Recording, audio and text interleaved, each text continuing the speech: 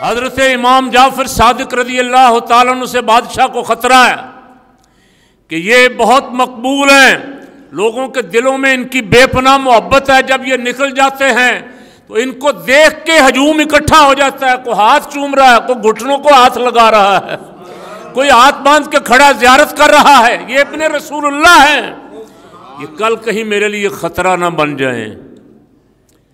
درباریوں سے کہا ان کو بلا کے لاؤ، اور اب میں نے فیصلہ کر لیا ہے کہ ان کو قتل کرنا ہے۔ بہت سمجھایا لوگوں نے، بادشاہ وہ نہ کچھ آپ کے خلاف تقریر کرتے ہیں، نہ کوئی جلوس نکالتے ہیں، نہ میدان میں نکلتے ہیں، نہ کوئی مدعی ہیں وہ خلافت کے، تو آپ اپنے اس ارادے سے باز رہیں۔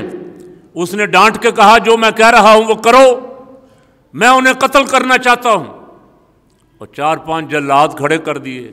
کہا جب وہ داخل ہوں اندر اور میں اپنے سر سے ٹوپی تاج پہنا ہوا تھا، جب یہ اتاروں تو سمجھنا میرا اشارہ ہے قتل کرنے کا۔ حضرت امام جعفر صادق رضی اللہ تعالیٰ عنہ تشریف لائے، سبحان اللہ۔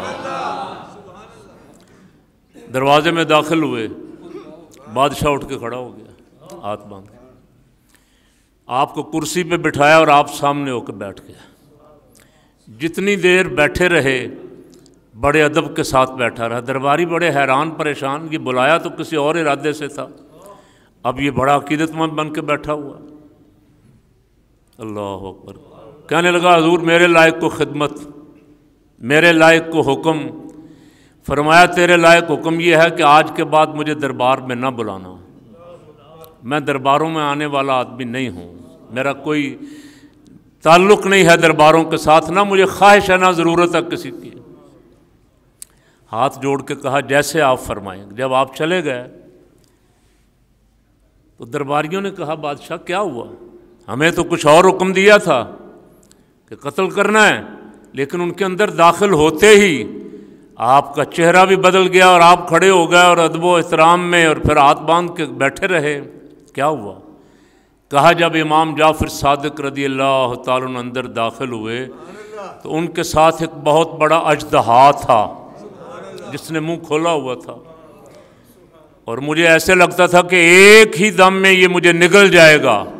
مجھ پہ خوف طاری ہوا اور میں سمجھ گیا کہ امام جعفر صادق کی یہ خدائی حفاظت ہو رہی ہے، اب میں قتل کے منصوبے میں کامیاب نہیں ہو سکتا، اس لیے میں ہاتھ باندھ کے دست بستہ ان کے سامنے بیٹھ گیا۔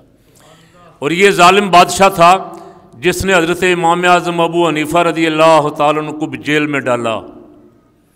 امام جعفر صادق اور حضرت امام ابو حنیفہ ایک ہی وقت میں ہوئے، دونوں بزرگ، اور حضرت امام اعظم ابو حنیفہ رضی اللہ تعالیٰ عنہ 2 سال امام جعفر صادق کی خدمت میں رہے، ایسے جیسے ایک مرید پیر کی خدمت میں رہتا ہے۔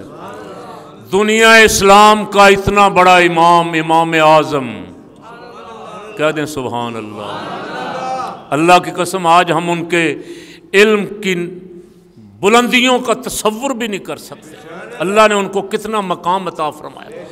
ان کے بارے میں میرے آقا مولا علیہ السلام نے فرمایا تھا اگر علم ثریا کی بلندی، ثریا ستارے کی بلندیوں تک چلا جائے تو فارس سے میری امت میں ایک ایسا جوان آئے گا جو اسے وہاں سے بھی واپس لے آئے گا۔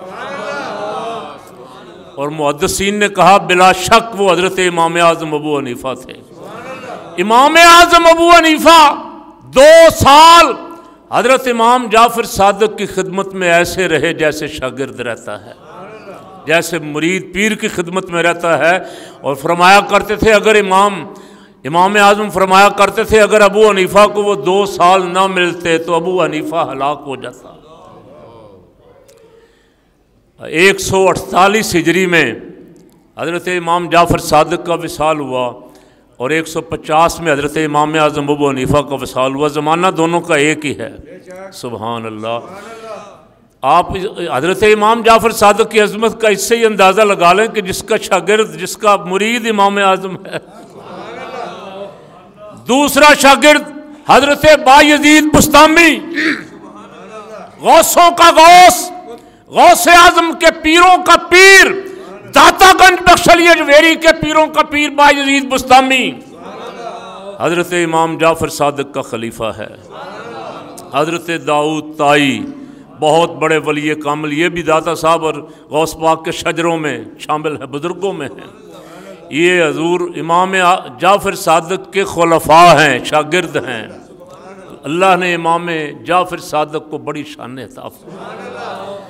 اللہ کی قسم، اہل بیت حضور کا سارا خاندان، مولا کائنات علی المرتضیٰ شیر خدا، امام حسن، امام حسین، امام زین العابدین، امام محمد باقر، امام جعفر صادق، امام موسیٰ کاظم، امام رضا، امام نقی، امام تقی، یہ سارے ہی جتنے ائمہ ہیں ایک سے ایک بڑھ کے نور علی نور ہیں۔ اور سنی سچا وہی ہے جو حضور کے سارے خاندان، حضور کے بچے بچے کو مانتا ہے۔